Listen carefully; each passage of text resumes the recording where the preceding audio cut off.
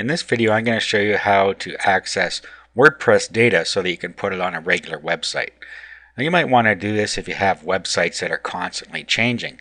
What you can do is you can just put it in a WordPress post and have that post appear on your website. It's quite easy to do, and you can just go in, update the WordPress post, and your site's updated instantly. I'll show you what I mean by that. First of all, we need to install an instance of WordPress. So we'll just go through Fantastico and we'll set up the database and WordPress blog here. Click on WordPress, new install. Now this has to be on the domain name that you're going to use. It can't be on a different domain name. Okay, so we're going to put this in a working directory. You can put it anywhere you want because you're only going to use this blog to update sites. Okay, and we put in our admin access here. This is just for you to sign in.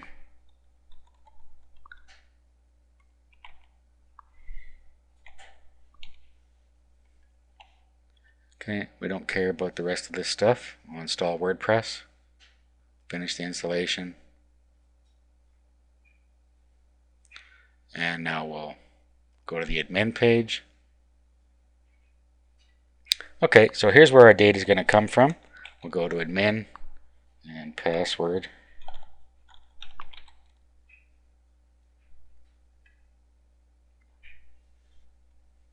Go to posts.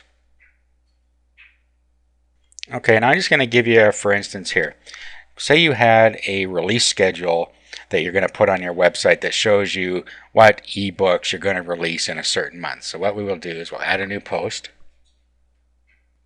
We'll call it release schedule.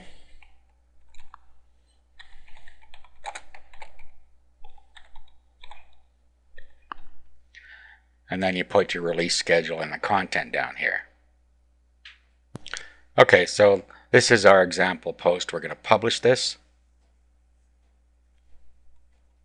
Now let's go to settings. There's one more thing we should do. Make sure that our blog is not going to show up in the search engines because we're just using this to make sure that we can use the post on other sites. Okay, it's already set to block search engines but allow normal visitors. That's fine.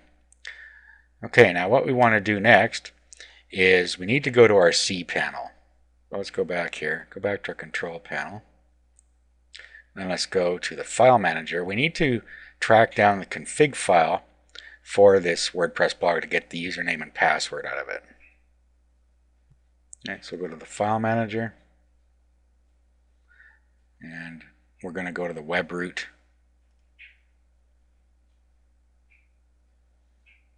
And we installed this in a directory called working, so we're going to go and find that. Roll down until we find working. Go inside. And what we're looking for is wp-config.php. Here it is here.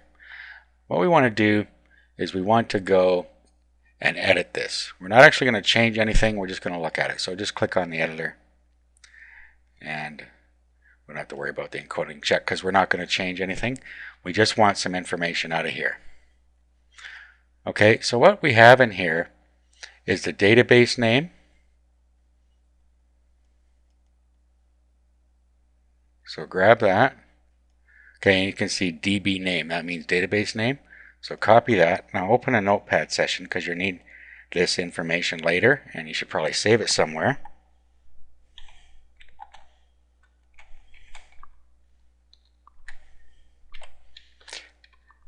And then you want the username.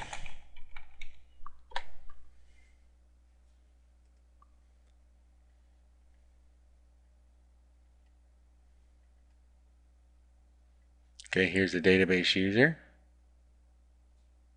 It happens to be the same here.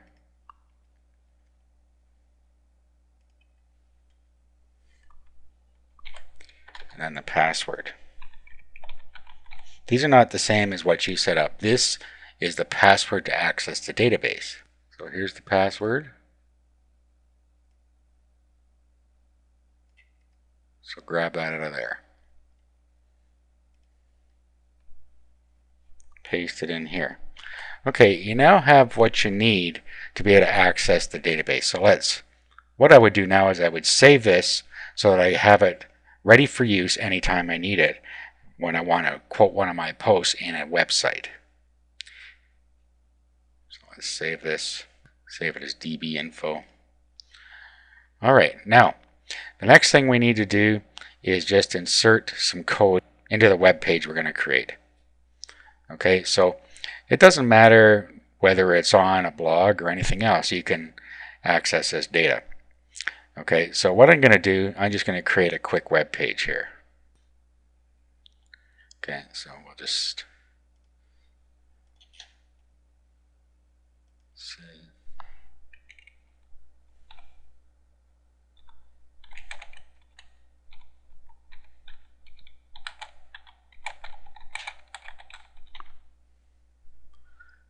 PLR product of the month.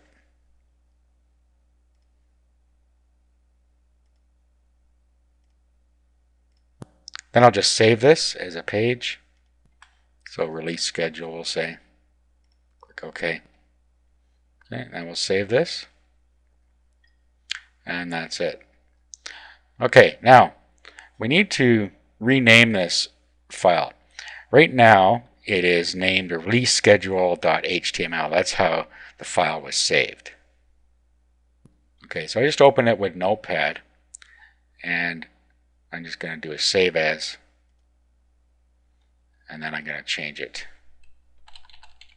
to a PHP. You could also just right click on it on your desktop or wherever you saved it and rename it to a PHP type file. Okay, so now it is release schedule.php. This is what we're working with. The next thing you need to do is add some code in here. Now, I've given you the code. All you have to do is take the code out of the file that was included with this video, copy it, and then what we'll do is we'll paste it in here. Now there's only a couple things we need to do. First, we need to put the database and the username and the database password in this spot. Okay, so here's the database username.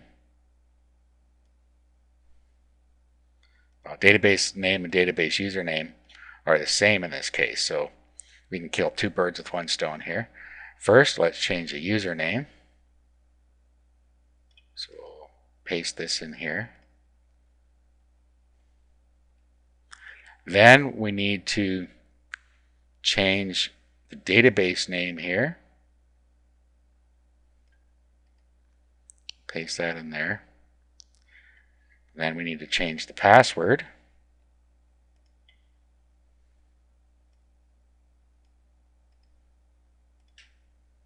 So grab that.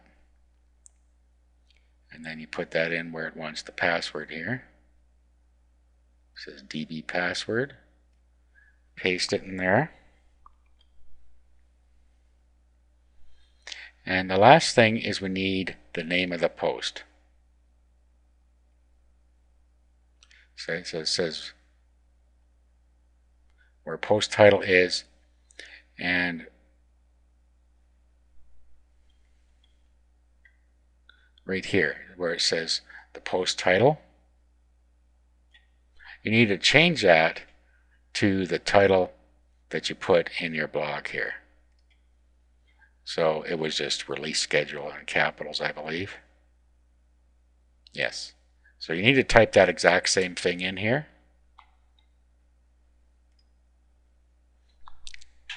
So release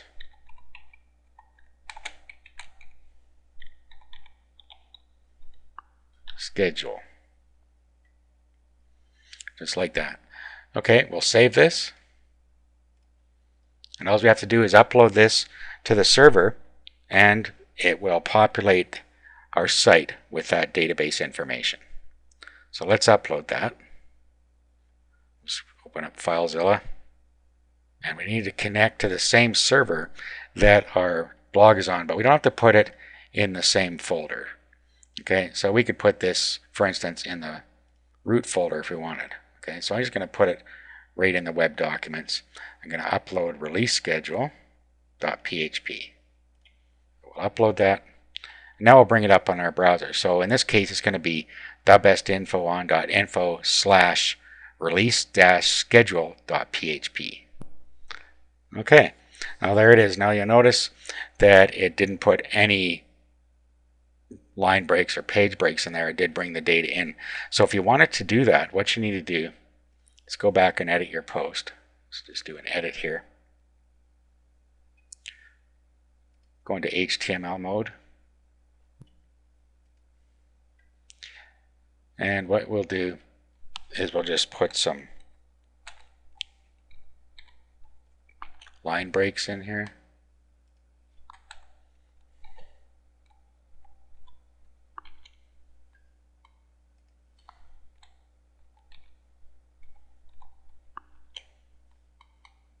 Like so. Update. Let's refresh this now. And there you go. So you need to make sure you just put the line breaks in there like I showed you, and everything will work fine. So that's how you can use a WordPress database to populate a regular web page.